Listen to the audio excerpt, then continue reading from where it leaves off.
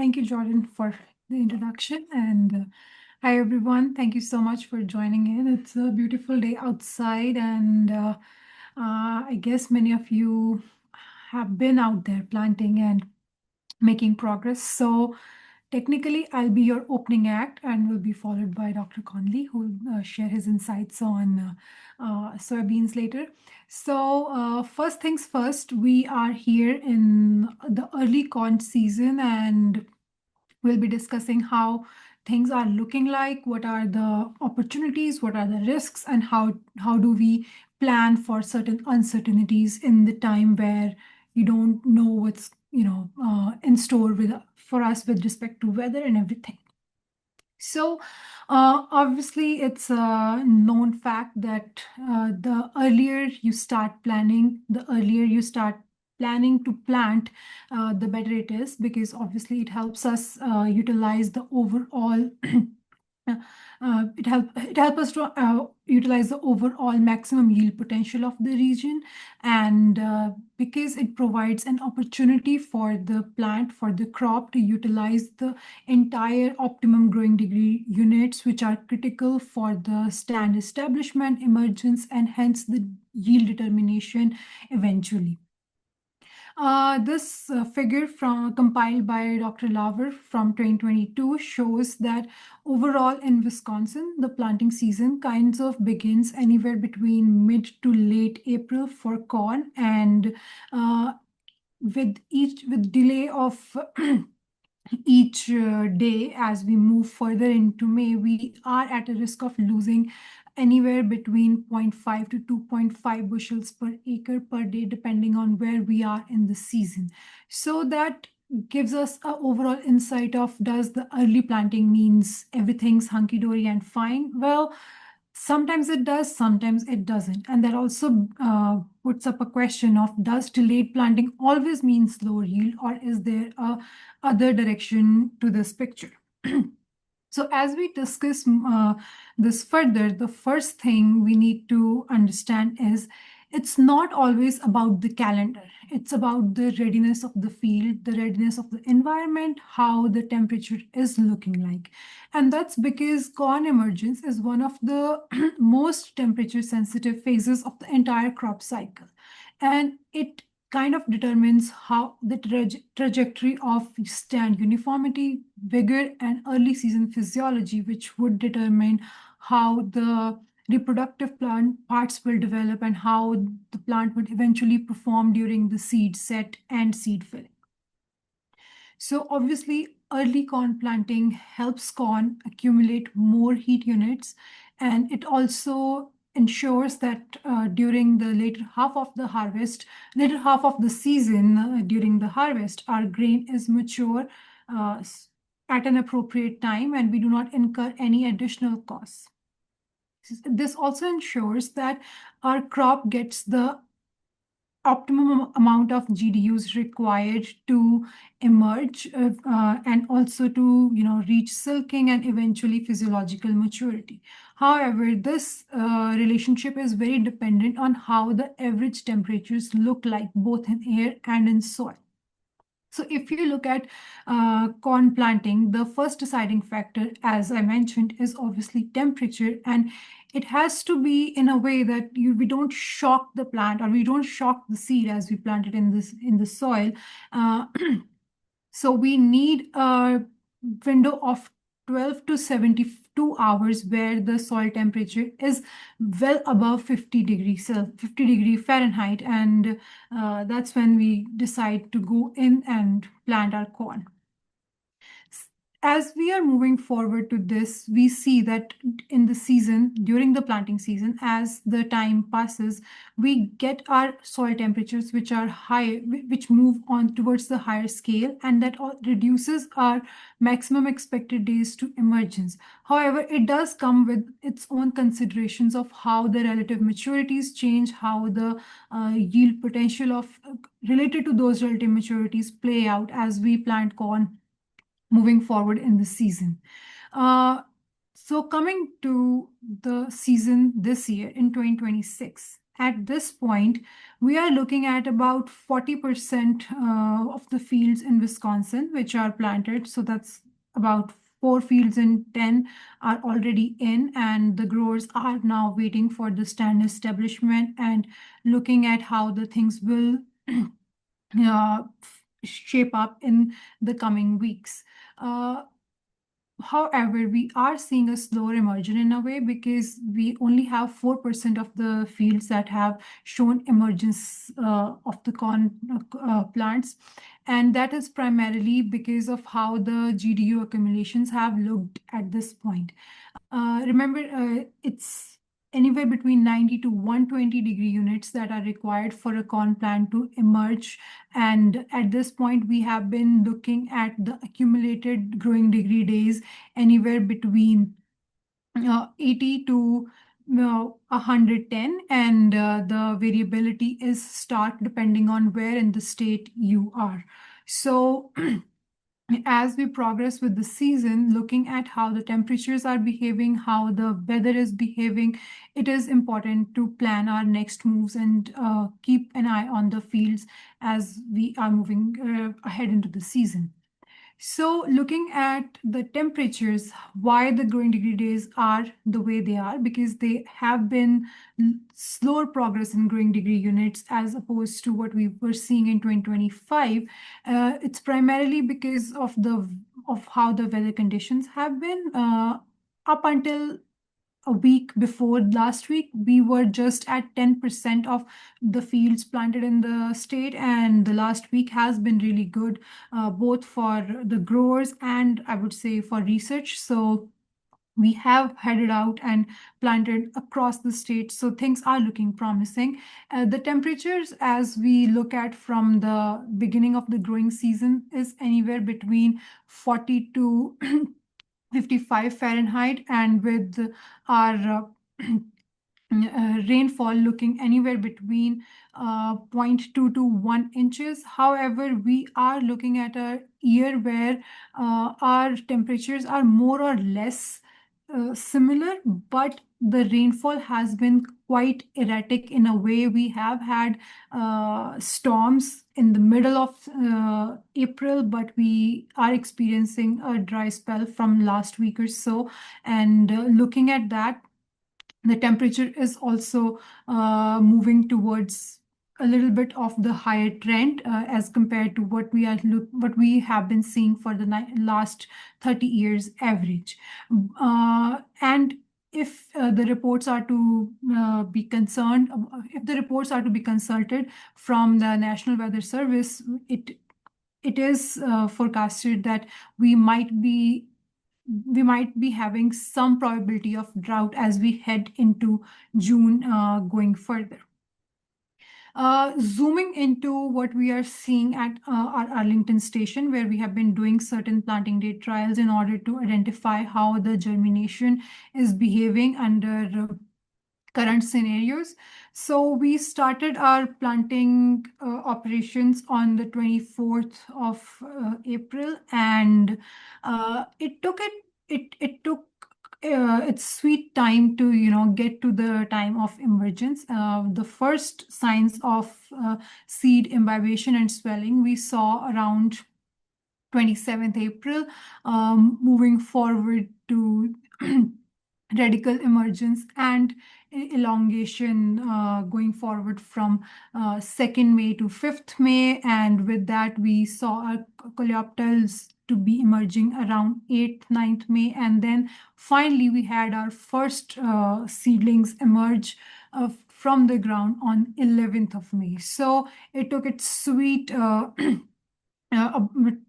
15 to 18 days to emerge from the ground, and that is dependent on how the weather was behaving. This is the weather data from the local Arlington Visconet weather station, and the minimum temperatures have been touching freezing point quite a bit across the season. So moving forward from here, the weather forecast or the weather outlook has what it has in its in its range, in its forecast, where it looks like that Wisconsin will probably have near normal to above normal precipitation chances in the first half of the next 2 weeks, whereas in the later half, we might be experiencing somewhere above normal temperatures and near normal precipitation levels. What does this mean for us as growers who are going out and planting? Is that planting windows might be short at this point. So prioritizing the fields that are fit first, which are ready to go, which are at adequate moistures, those are the ones that we need to get in first. And then secondly, the good thing is we are looking at some of the warmer temperatures going ahead, which would be helpful for emergence of our seedlings and stand establishment. We might see some concerns with crusting or ponding if we are looking at these patterns of high rainfall or a dry spell. So keeping an eye out is the best practice at this point. The other critical factors that need to be looked at depend on where we are at the season. Depending on if you have recently planted, the first thing is you monitor cold and saturated soils, you monitor emergence progress. If there are spots in the fields where there are chances of waterlogging, those are the things that need to be taken care of, because corn is highly sensitive to imbibational injury, which would impact its emergence, its overall growth going forward. For the emerging fields, the first thing is to assess the stand count, but not obsess about it. Giving the plant the time to establish, giving the field the time to establish, looking at the seedling health and monitoring how is it progressing week after week.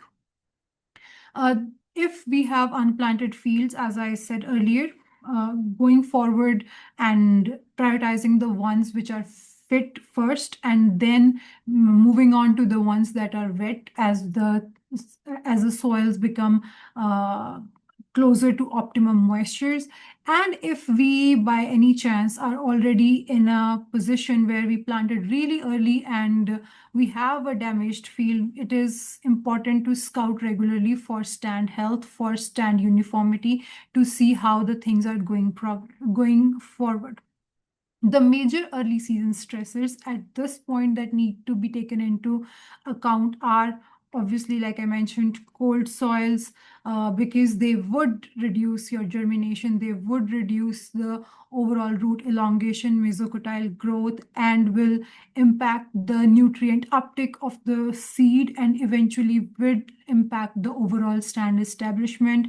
If there are conditions of saturated or waterlogged soils, it is important to keep an eye on those areas, because they will impact the overall root development, the root oxygen, the amount of oxygen the roots are getting. And secondly, if there are any drier spots, or if we are in an area where we haven't experienced a rain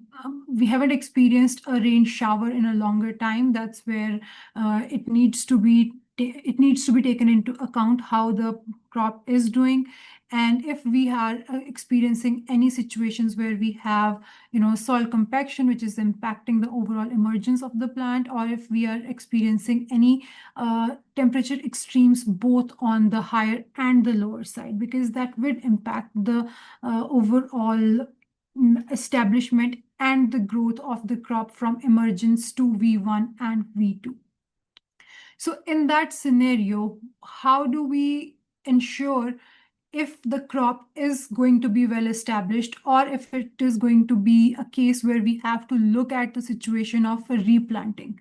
So for that, there are a few things that need to be kept in mind at a broader level. Number one, looking at how the emergence is there uneven emergence? Is the stand uniformity better, or is it completely depleted? Sometimes it is important to understand that stand uniformity, even at a lower population, is better than having a stand which is although at a higher population, but has quite a bit of gaps in it. Number one, it will impact your overall nutrient uptake for the entire field. And secondly, it will also impact your overall operations as you move further into the season.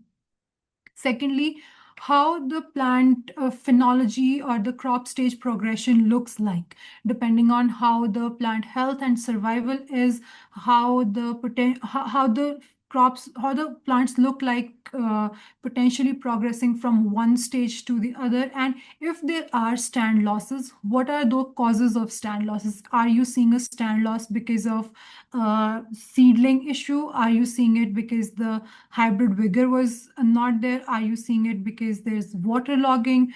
Those things are important to understand, because replanting in a field which is still damaged is just an extra cost that we incur. It does not have a value, because it will impact your overall economics and your return on investment. Third, we will need to look at where at the calendar date you are, because that will determine how your overall yield potential looks like, how the hybrid maturity looks like. Is there a time to switch the maturities? If you're later in the season, then you might not want to go back to the original plan of planting the same hybrid that you started off with, if by any chance you are looking at a replanting situation. Here I am going to simulate overall replanting return on investment simulation. So, for instance, if there's a grower who has in South Central or southern Wisconsin, who planted on May 5th with a full season hybrid, say 113 RM, and there is a frost event. I mean, we don't have a frost event forecasted as of now, but what if there's a frost event? And this, mind you, happened around 2014. So it's not anomaly. It's not unknown in the history of Wisconsin. So these things happen. So the first assessment date would usually be anywhere between May 29th, 30th. And if you are looking at a surviving stand, which is less than 70% of what your original target was, then you might want to go for a replant. But is that replant going to be this soon? It depends. If the field is really clearly showing no signs of recovery, it's showing a complete loss of uniformity across the field, that's when you might want to go for an early replant. But if it is not, it is always good to give it some time to recover, and especially if there is a case of hail event. Most of the corn plants at during the time of May or early June, they have their growing point still under the ground, and they have the ability to recover from these stresses. Therefore, it is important to understand what was the yield potential and what could be the overall corn price assumption that we can look into, as looking at the averages that we have seen in last 5 years. So if we move forward from this and we decide, and we want to decide on two scenarios, if we keep the current stand, we had a target of 34K seeds per 34K plants per acre. But after the stress event, after the frost event, we dropped down to 18K, which means now we are at a situation where we are around anywhere between 60 to 65% of the total potential that we were looking at. So if we were looking at 215 bushels per acre from that field, now the yield stands anywhere between 130 to 160, which means our gross income from that could be anywhere around $600 per acre.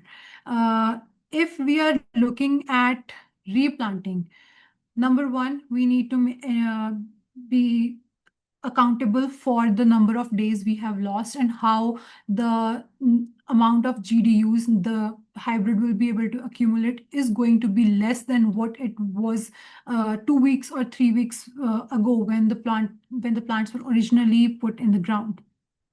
So the yield potential comes down from 100 to about an 80%, 85%, which brings the number approximately around 180 bushels per acre. And then we need to account for the replant cost. This includes the cost for new seed. This would include the cost for your gas. This would also account for your time that you're spending in, and that would bring us at a net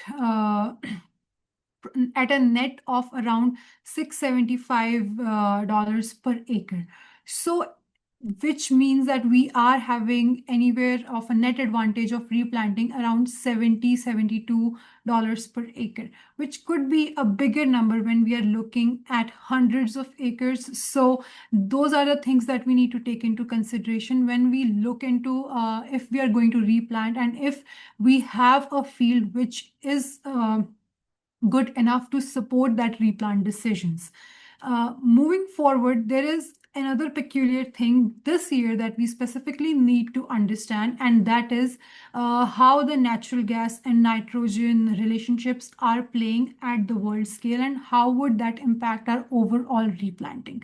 So, natural gas is very critical for agricultural production because it drives the production of our nitrogen fertilizers. And when we are looking at overall gas price and stability, it reflects in our agricultural costs anywhere between after 2 to 8 weeks when it is happening at the global scale. So, in this condition, we need to ensure how much nitrogen is already in the ground, and how much nitrogen is still available to be used for the crops. So, doing an overall another soil analysis might be of use. It might help save the cost of applying more nitrogen, or also putting in hours of applying that fertilizer. Therefore, protecting existing nitrogen investment is critical. And then plan. And if you have had a plan for a side dress, then replanting before the side dress is something that can help you save some of your time and also some of your money. So the split nitrogen plan becomes even more important in a year like this, where we have this uncertainty and larger play of gas prices changing every single day moving forward. So overall, I would leave you with